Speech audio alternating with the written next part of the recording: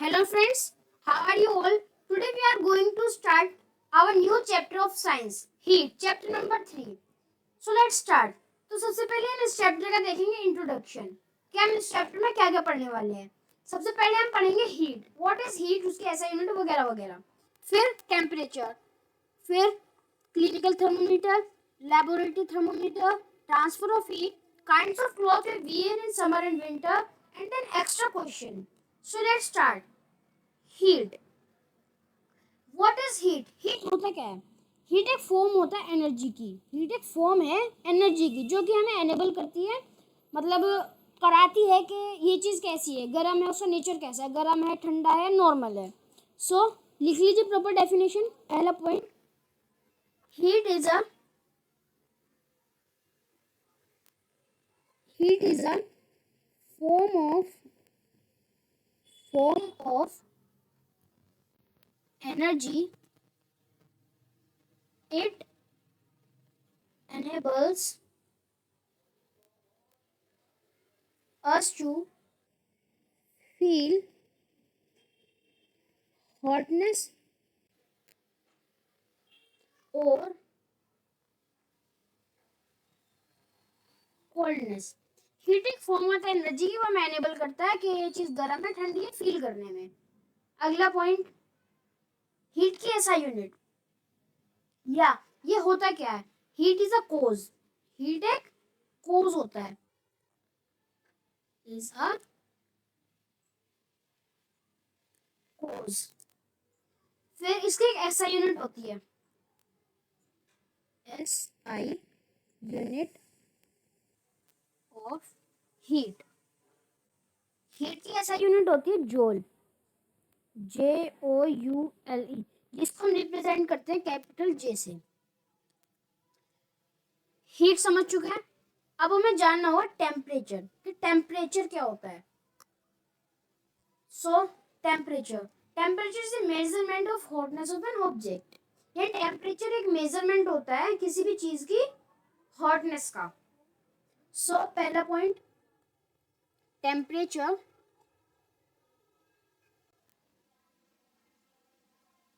Temperature यहाँ पे ई छूट गया। टेम्परेचर इज अ measurement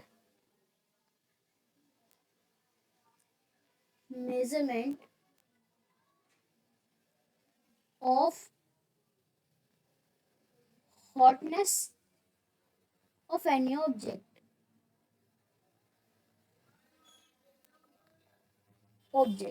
किसी भी चीज का टेम्परेचर यानी मेजरमेंट कि वो कितनी गर्म है, हॉटनेस का, वो कहलाता है हमारा टेम्परेचर।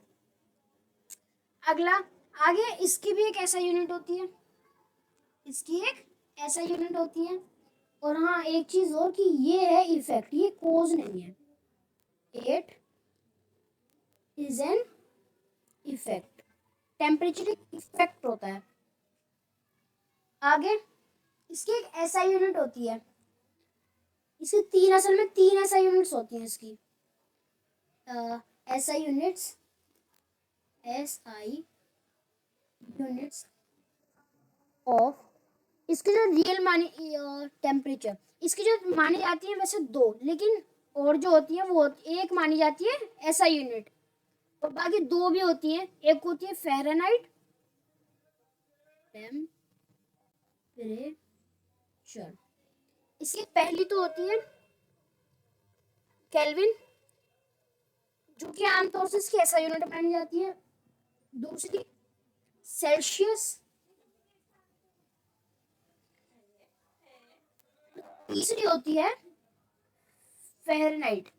बच्चे इसमें ज्यादा कंफ्यूज आते हैं क्योंकि इसकी जो स्पेलिंग है वो बहुत ज्यादा, फ़ारेनहाइट, फ़ारेनहाइट। और ये जो होते हैं, मतलब मेजर किस चीज में किया जाता है टेम्परेचर, ये degree Celsius, kelvin, degree kelvin, ये कैसे मेजर किए जाते हैं?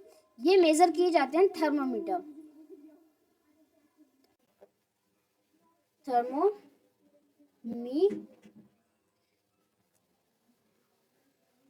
Thermometer. Is a device, is a device, एक डिवाइस होता है जो कि यूज किया जाता है टेम्परेचर को मेजर करने में। Is a device which is used to which is used to measure the temperature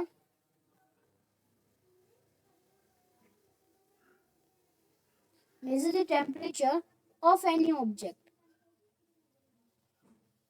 of any object। एक थर्मोमीटर होता है जो कि यूज किया जाता है किसी भी चीज का टेम्परेचर नापने के लिए। अगला इसके types, types of thermometer. Thermometer के टाइप्स, पहला टाइप होता है क्लिनिकल थर्मोमीटर। पहला क्लिनिकल थर्मोमीटर, दूसरा laboratory thermometer,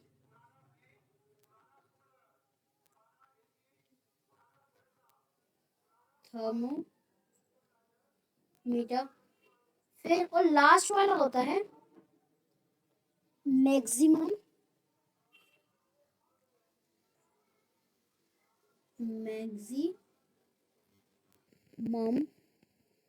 and minimum thermometer. ये होता है maximum and minimum thermometer.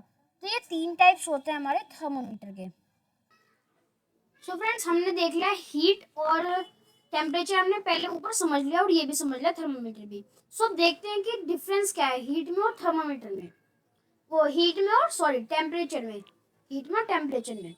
Heat एक फॉर्म होता है एनर्जी का, सबसे पहले लिख लेते हैं इधर हीट, हीट क्या होता है, और इधर टेम्परेचर,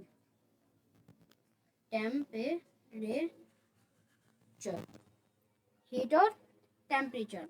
सो हीट होता है हमारा एक फॉर्म एनर्जी का, यानी heat is a form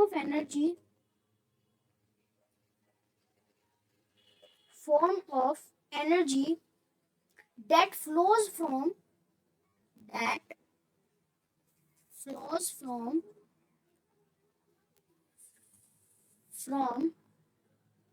one object to another, one object to another। एक फॉर्म होती है एनर्जी की जो कि एक चीज से दूसरी चीज में फ्लो करती है, और ये फ्लो करती है मतलब जो ज्यादा होता है। अगला सेकंड पॉइंट है ये कोज होता है, इट इज अ कोज। तीसरा it's SI unit is SI unit is, इसकी SI यूनिट होती है जूल, जूल जो रिप्रेजेंट की जाती है कैपिटल J से। अब देखते हैं हम टेम्परेचर में, टेम्परेचर क्या है, टेम्परेचर ये थर्मल कंडीशन है किसी भी ऑब्जेक्ट का, it is a thermal condition of any object, किसी भी चीज का ये थर्मल कंडीशन है, ठीक है। अगला होता है ये एक इफेक्ट है, इट इज एन इफेक्ट। और तीसरा पॉइंट है इसकी SI unit, it's SI unit is, इसकी SI यूनिट होती है केल्विन। जैसे कि मैंने बताया था कि वैसे तो इसके तीन टाइप की मानी जाती है, लेकिन जो मेन होती है वो होती है केल्विन, की रिप्रेजेंट की जाती है कैपिटल K से। सो अब देखते हैं हम अपने थर्मोमीटर। पहला टाइप क्लिनिकल थर्मोमीटर। हम सिर्फ इसमें दो ही टाइप पे कवर करेंगे। मैक्सिमम मिनिमम जो होता है वो होता है मतलब वेदर चेक करने के लिए, कितनी आज कितनी डिग्री सेल्सियस का वेदर है। सो इसमें देखते हैं क्लिनिकल थर्मोमीटर क्या है। Clinical thermometer it is used ये हमारी बॉडी का टेम्परेचर नापने के लिए सिर्फ यूज किया जाता है, कुछ दूसरी चीजों के लिए नहीं। तो इसकी प्रॉपर डेफिनेशन होगी, it is used to measure the temperature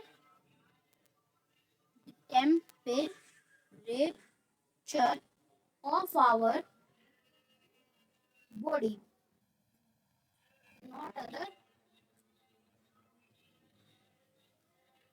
objects, ना कि दूसरी ऑब्जेक्ट्स को मेजर करने के लिए। दूसरी चीज आती है इसकी रेंज। इसकी एक रेंज भी होती है, यानी दूसरा its range is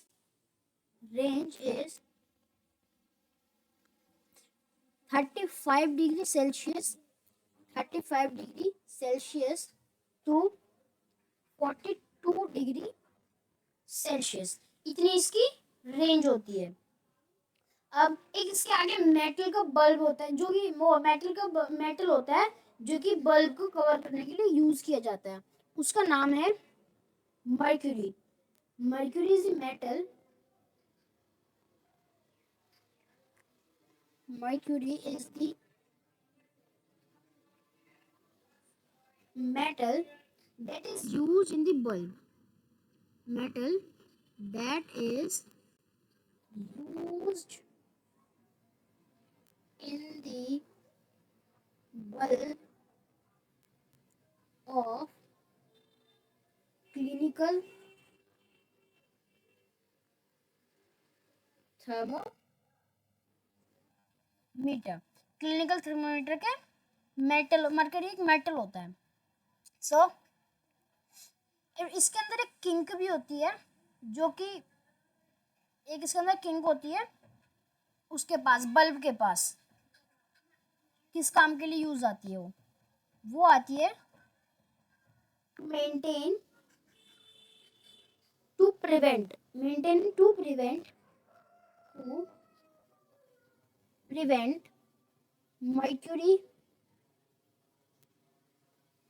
mercury level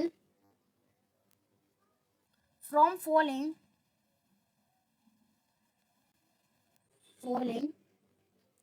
its own, गिरने से उसको मदद करती ताकि वो गिरे ना।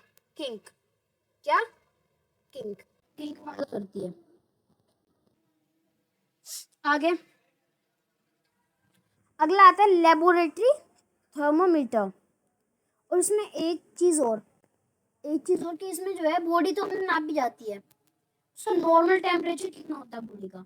Normal temperature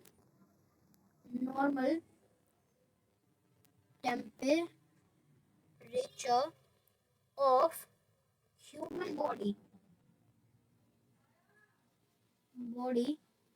is 37 degree Celsius.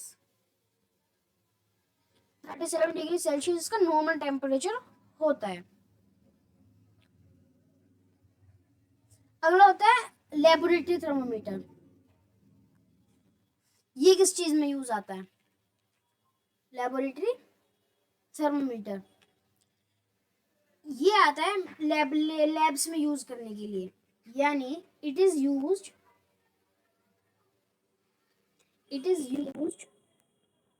To measure the temperature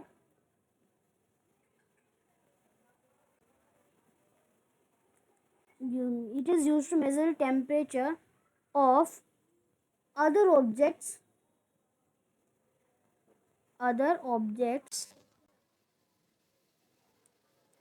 like boiling water,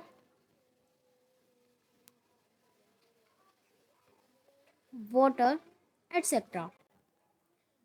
और ये जो यूज तो दूसरी चीज़ों का करने के लिए किया जाता है, कहाँ पे किया जाता है? ये किया जाता है लैब्स में, तभी तो इसका नाम है लेबोरेटरी।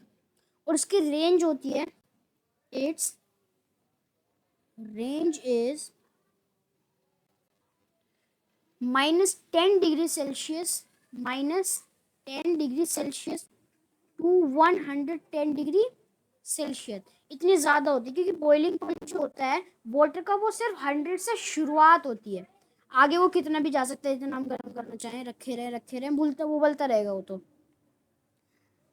अगला है कि वो हमारी बॉडी का टेम्परेचर क्यों नहीं नाप सकता। वो इसलिए क्योंकि उसका जो मर्क्यूरी लेवल होता है उसके पास वो किंक नहीं होती। अगला और देखते हैं भाई, इसमें तो और कुछ नहीं है। और अगला हमारा ट्रांसफर ऑफ हीट, हीट के ट्रांसफर इधर से उधर, यानी इसके 3 टाइप्स होते हैं हीट को ट्रांसफर होने के लिए। There are 3 modes, there are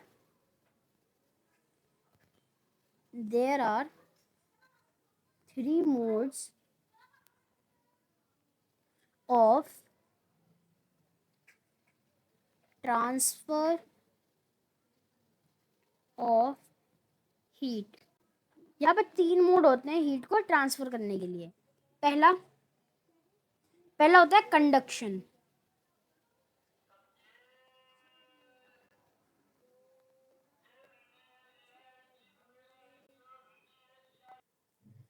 conduction क्या होता है?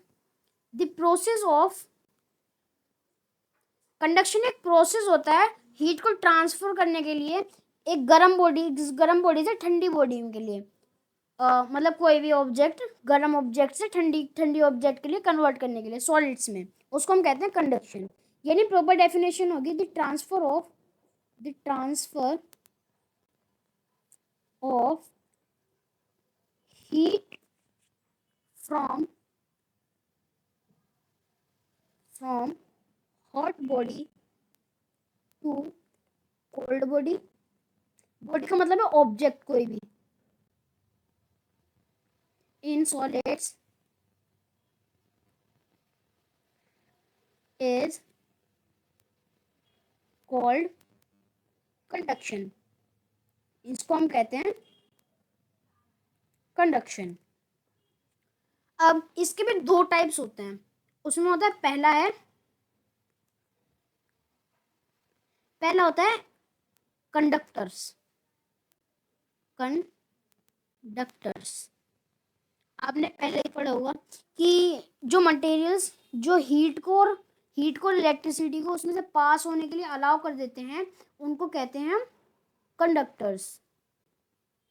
तो प्रॉपर डेफिनेशन लिख लेते हैं।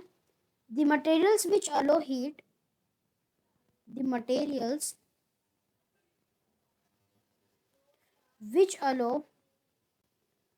which allow heat to pass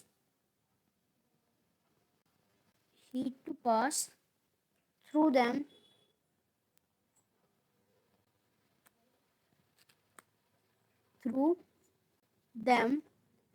are called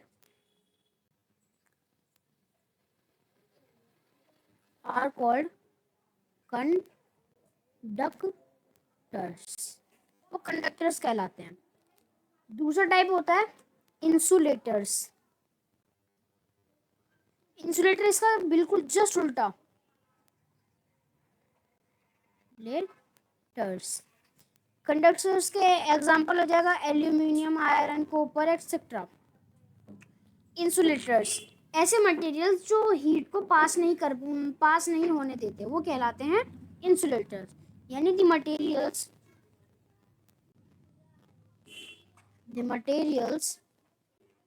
which do not allow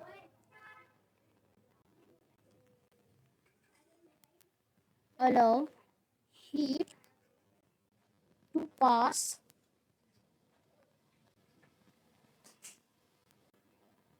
through them are called insulators। जैसे लकड़ी, elastic, rubber, would elastic rubber, अगला इसका मतलब कंडक्शन का, ट्रांसफर ऑफ हीट का हमारा आता है कन्वेक्शन। अब आता है कन्वेक्शन। दूसरा convection.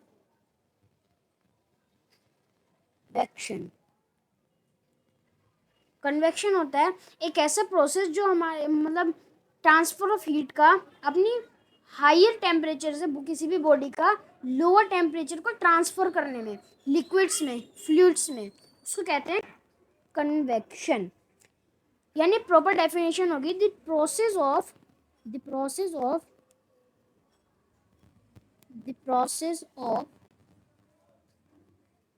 Transfer of heat from body at higher temperature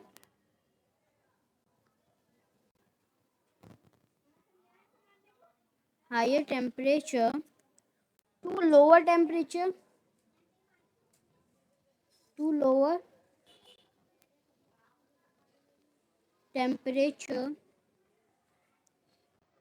in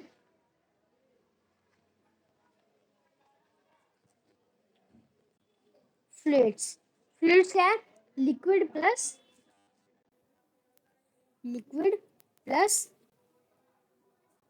gas, उसको कहते हैं fluid. Is called convection.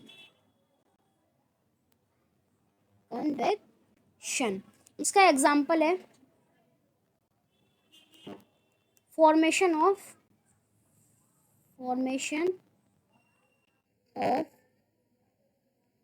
Land breeze and sea breeze. और लैंड ब्रीज का फॉर्मेशन हम उसे आगे भी देखेंगे। तो हमारा कन्वेक्शन हो गया। अब आता है रेडिएशन। तीसरा point radiation.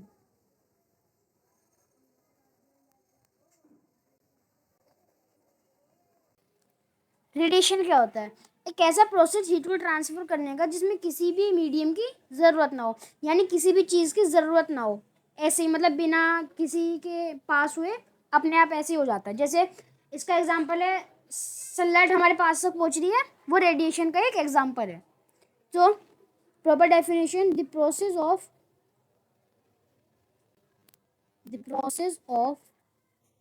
Transfer of heat by radiation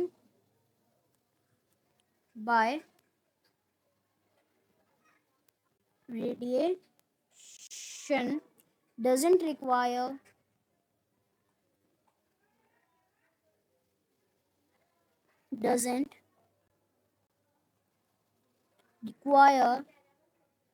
required any medium. It can take place whether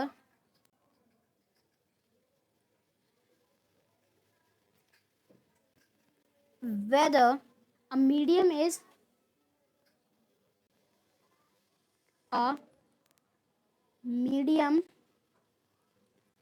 is present or not. Example वही a heat from sunlight, a heat from sunlight.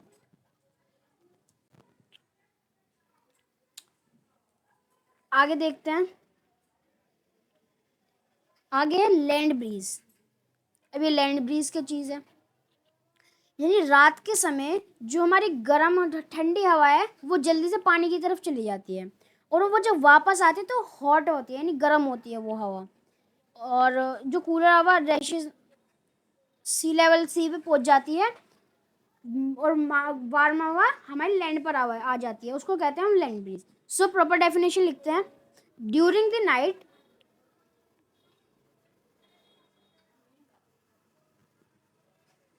during the night the land gets cool.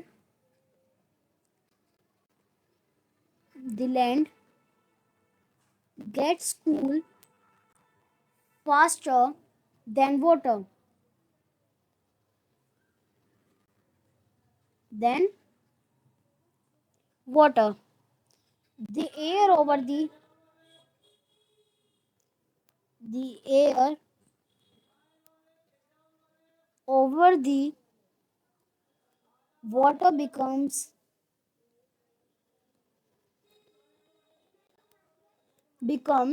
hotter and rises up. And rises up मतलब रात के समय जो land होती है वो जल्दी ठंडी हो जाती है पानी की बजाय, यानी पानी उससे देर में ठंडा होता है। जो एयर होती है वो पानी से ऊपर आ जाती है और गर्म हो जाती है। फिर the cooler air from land rushes in toward the sea to take its the cooler air the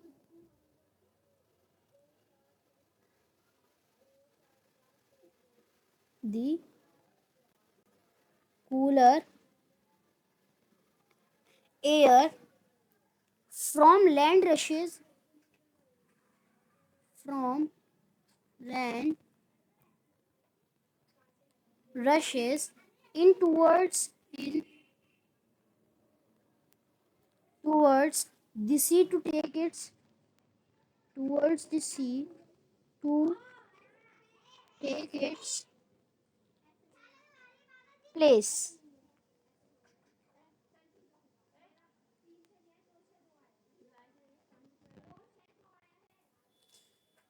The warm air from the sea गर्म हवा है सी से लैंड की तरफ आने लगती है अपनी साइकिल को कंप्लीट करने के लिए। यानी the warm air from the sea the warm air from the warm air from the sea move towards या मूव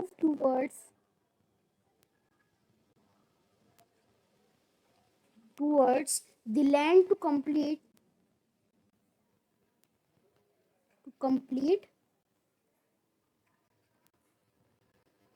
the साइकिल। ये जो गर्म हवा है ओशियन की, ये मतलब ये लैंड है, ठीक है।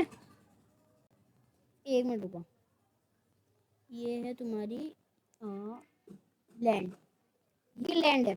अभी ये लैंड से हमने देखा कि जो ठंडी हवा है लैंड पर जो है हवा जल्दी ठंडी हो जाती है। जो कूल एयर है ठंडी हवा है जो आगे को जाने लगती है फिर ऊपर आ जाती है एंड मूव टूवर्ड्स अप। कहाँ गया? वाटर बिकम्स राइजेस अप, फिर ऊपर आने लगती है। फिर वो जो कूलर एयर है लैंड से वो सी की तरफ जाके फिर ऊपर उसकी जगह ले लेती है, और जो वार्म एयर है सी से वो लैंड की तरफ आने लगती है, और जो लैंड होती है वो गर्म हो जाती है। फिर उसके बाद दिन आते आते आते वो गर्म हो जाए, फिर पूरा दिन गर्म रहती है। इस तरीके से हमारा साइकिल पूरा कंप्लीट होता है। अब आता है सी ब्रीज। सी ब्रीज क्या होता है? ये भी है ये ड्यूरिंग द डे के समय जो जो मतलब जो लैंड है वो गर्म हो जाती है जल्दी पानी से, और जो एयर वो जो है एयर लैंड के ऊपर आ जाती है, जल्दी जल्दी गर्म हो जाती है और ऊपर आ जाती है। और जो ठंडी हवा है सी से वो आ जाती है लैंड की तरफ। द वार्म एयर, सो लिख लेते हैं इसी proper definition. During the day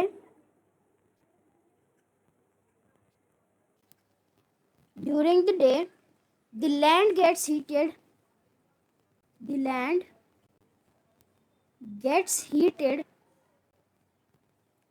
faster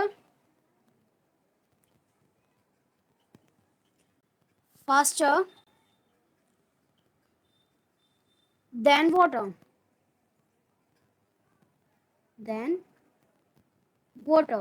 The air over The air over the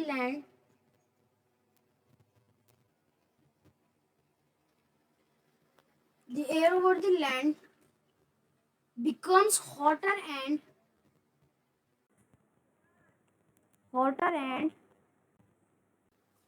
rises up.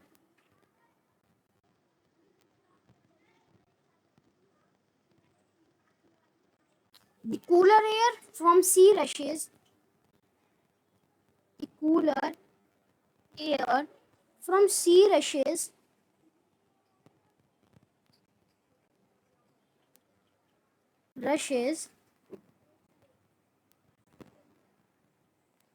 in towards the land in towards the land to take its place. Take its place. The warm air from the land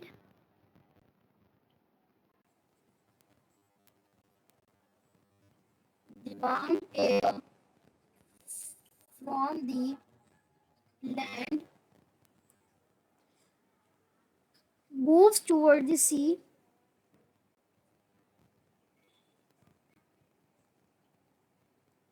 The sea to to complete the cycle. So friends, sea breeze और land breeze यानी हमारा ये जो था transfer of heat का topic, ये हमारा complete हो चुका है। हमारा आगे आता है kinds of clothes we wear in summer and winter. ऐसे ऐसे टाइप के मतलब क्लॉथ जो हम अलग अलग टाइम पे अलग अलग पहनते हैं। सो सबसे पहले हमारा आता है समर में और विंटर में जो पहनते हैं क्लॉथ्स, कैसे तरह के हम मतलब गर्मियों में किस तरह के प्रेफर करते हैं पहनने। सो इसका आएगा इन समर। पहले आप बता दीजिए जल्दी से कमेंट में कि समर्स में आप कैसे कपड़े पहनने प्रेफर करेंगे, डार्क कलर्ड या लाइट कलर्ड, जल्दी से बता दीजिए। सो चलो मैं ही बता देता हूँ। In summer we prefer light coloured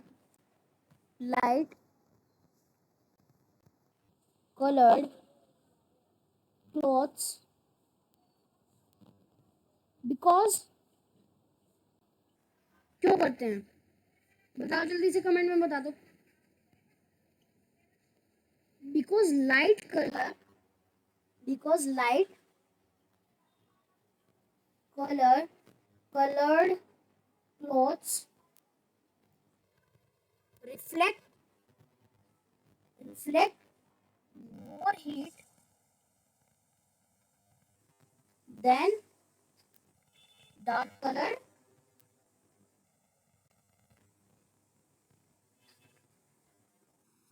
clothes. और इसी तरीके से विंटर में हम मतलब डार्क कलर क्लॉथ्स पहनते हैं क्योंकि वो जो है ज्यादा मतलब एब्जॉर्ब करते हैं हीट को, वो रिफ्लेक्ट नहीं करते, एब्जॉर्ब करते हैं।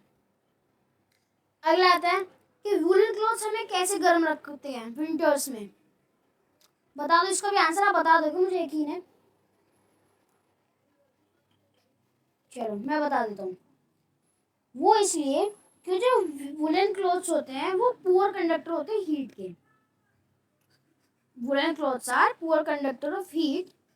और ज़्यादा से ज़्यादा, और दूसरी चीज़ ये भी है कि वो जो एयर जो ट्रैप्ड होती है वूल फाइबर्स में एयर ट्रैप्ड होती है, वो हीट के फ्लो को प्रिवेंट करती है, मतलब वो एब्जॉर्ब करती है, चलने नहीं देती इधर उधर हमारी बॉडी में ठंडी सराउंडिंग से, इसलिए हम गर्म फील करते हैं। सो लिख लेते हैं, वूल is a WOOL, wool is a poor conductor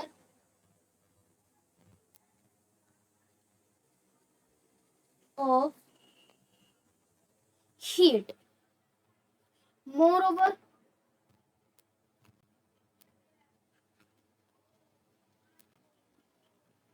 Moreover, there is air trapped in between. There is air trapped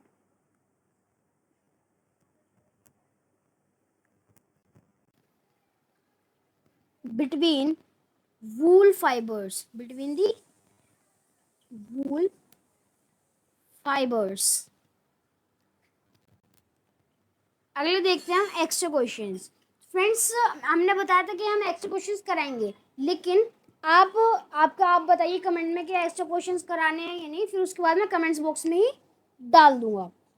so friends, ये हमारा चैप्टर कंप्लीट हो चुका है। अगर इस चैप्टर से कुछ भी दिक्कत हो तो आप कमेंट्स बॉक्स में पूछ लेना।